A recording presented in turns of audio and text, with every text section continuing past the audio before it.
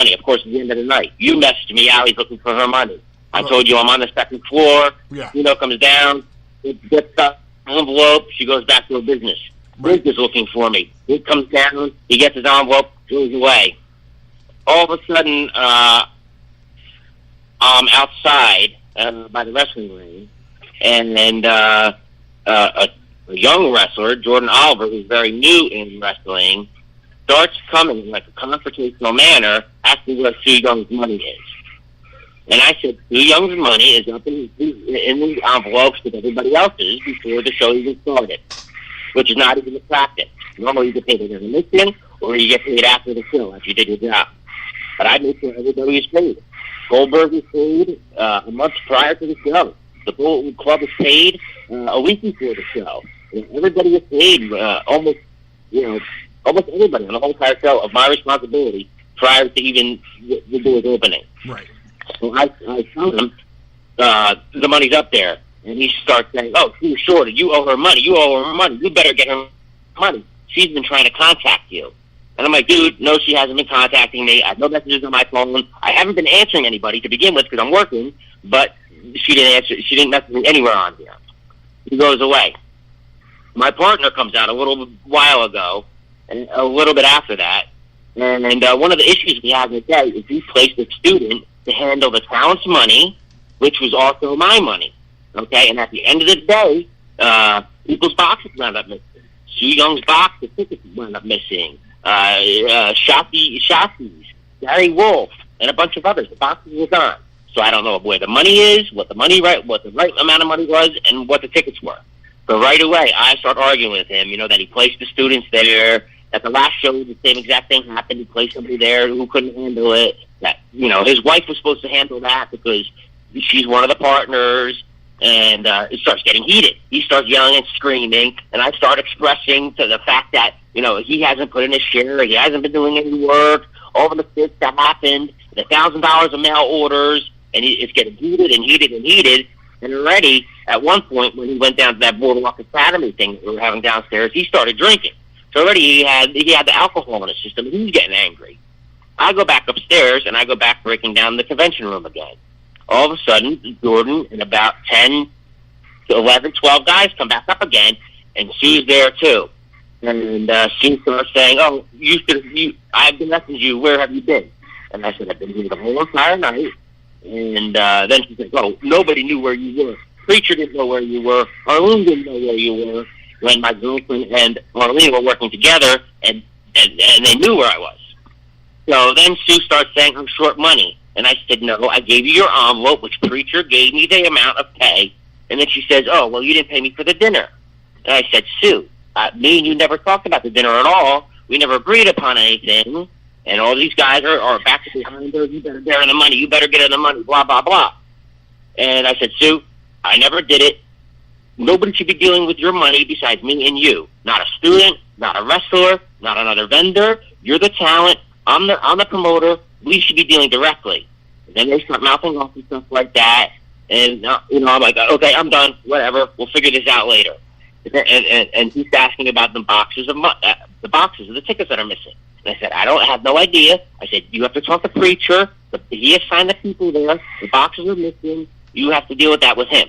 And she's like, "No, I want my money, blah, blah, blah." I said, "Okay, we'll deal with that later." And I said, "The dinner I don't remember about, so whatever." And so then a little bit later, Matt Tremont sent me a message. This is after the show was over already. He says, "Hey, brother, we just have a little bit of an issue. I'm a little bit short." Matt Tremont was paid as a wrestler, and he was paid as a filmer, and he was paid to film the dinner, and he was paid to film the Val Venus thing. The terms changed so many times that I honestly fucked up, and I didn't have the right amount left. So I sent him a message right away. I said, "Matt, I'm downstairs on the second floor. I have your money. That was my error, blah, blah, blah." Within 5 minutes, probably 20 people came down. Matt's the front guy. Matt comes to the side. I said, "Okay, Matt, I apologize. Here's X amount of dollars." Give him the money. And this is on text and everything. I gave him the money. No problem. He walked away. And then all of a sudden, a couple of the kids start saying, "Yeah, you owe everybody else money. You owe everybody else money. Blah blah blah. You didn't pay anybody." And then preacher screams, "Hey, does anybody else have any money problems here?" And I said, "Dude," I said, "you're the one who fucked up everything this weekend, from the boxes to the staff to people sneaking in, blah blah blah." And then all of a sudden he comes up and with two hands he shoves me super hard. And then he goes and he takes a pussy swing at me. So right away, my reaction, I cracked him in the jaw. I hit him square in the jaw. But then right after that, 10 students start jumping me. They were punching me. They were choking me out. They were kicking me. They were punching me when I was down. I would get back up to try and defend myself. They would knock me back down again and try choking me. And then finally, 2 or 3 guys started trying to break it up. And then, so then even after that, Sue comes later and is asking about the money again. So I say to Sue, "You know what? I really don't care. I'm going to pay you the rate. I don't remember it. I don't think it happened, but I'm going to pay it." So that was squashed. So I get home to my girlfriend, and we just talked about this recently. And the last time we had Sue in, she was in the car with Sue and myself, and Sue said, "No, me and Rich Dwan are going to come, and we're just going to have fun. We just want to come hang out." I looked through my Twitter messages. There's nothing about paying her at all. There's agreement about wrestling. She asked what else there is. I said, there's the dinner, there's the after party, that's optional. So I paid out to somebody who wasn't even supposed to be paid. You know, that's why this whole interaction happened, you know. And again, they're both, I separated from both of them immediately. You know, they're bound for standalone, based on misconduct, and, that's basically it. But total unprofessionalism the whole weekend.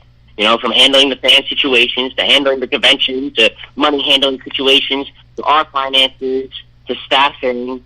You know, the fact that the convention ran as in people's eyes as smooth as it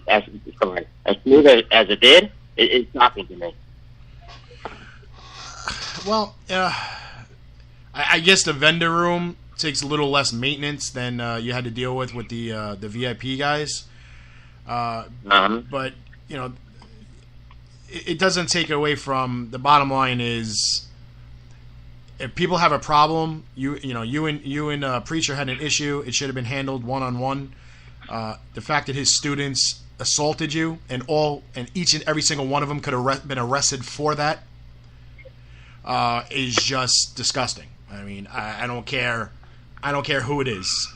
If you have a problem with somebody, you handle it with that person. You don't send or promote 9, 10, 11 people jumping in on your behalf because you're getting your ass handed to you.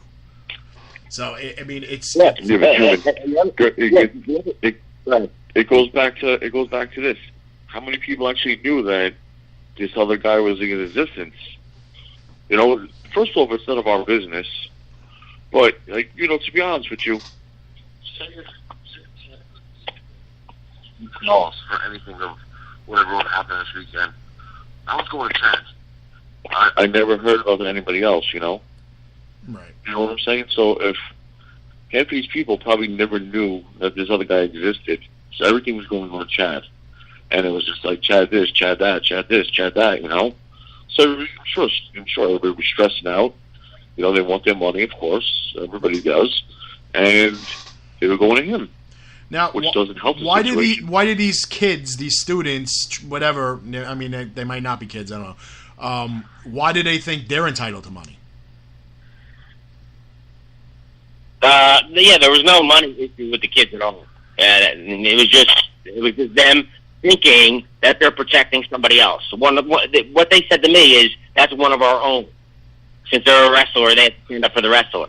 When Matt Talent should have dealt directly with me. Okay, that's great. But first of all, you're a student. You're as green as my grass.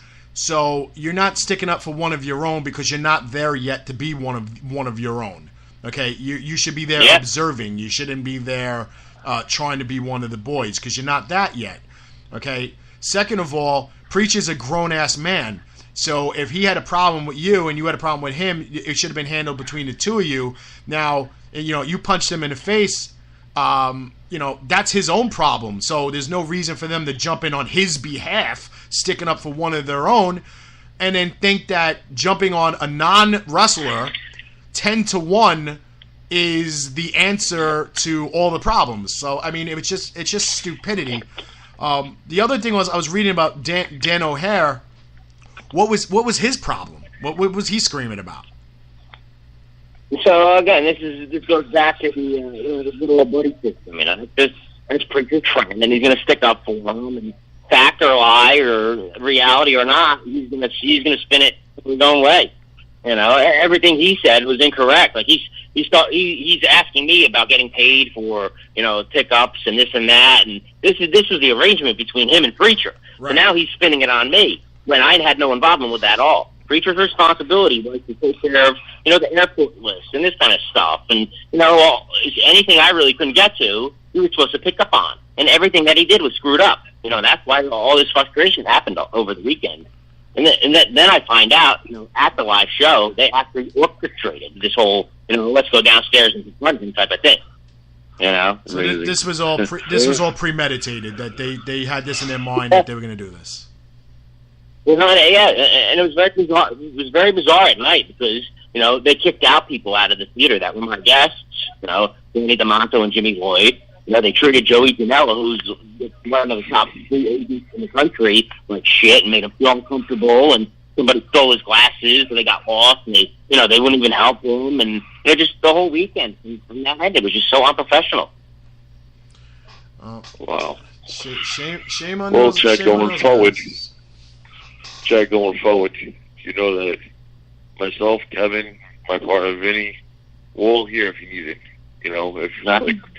With conventions, wrestling shows, whatever. And there's other promoters out there, wrestling promoters, that will help you with the ring shit, all that stuff. Rosters that are legit guys that we've been telling you for years. Yeah, we did.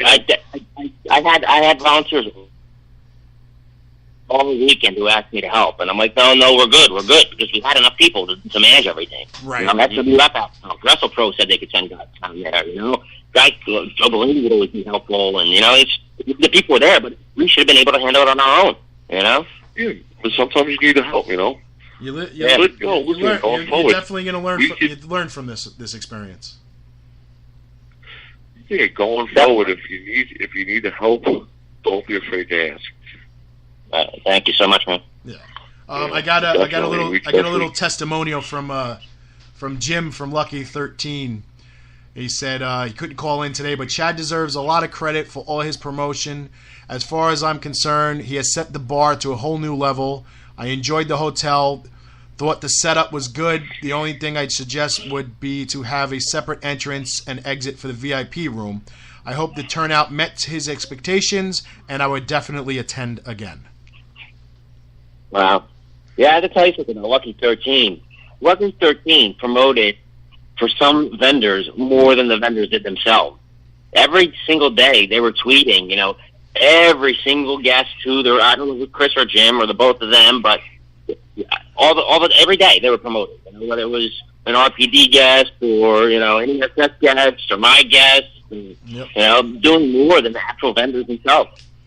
Yeah, that's, I put a post up a couple of weeks ago about, I'm sick and tired of listening to people bitch that they're not doing pre-sales or canceling guests because they didn't do well in pre-sales, especially when I didn't even know pre-sales were available for these people.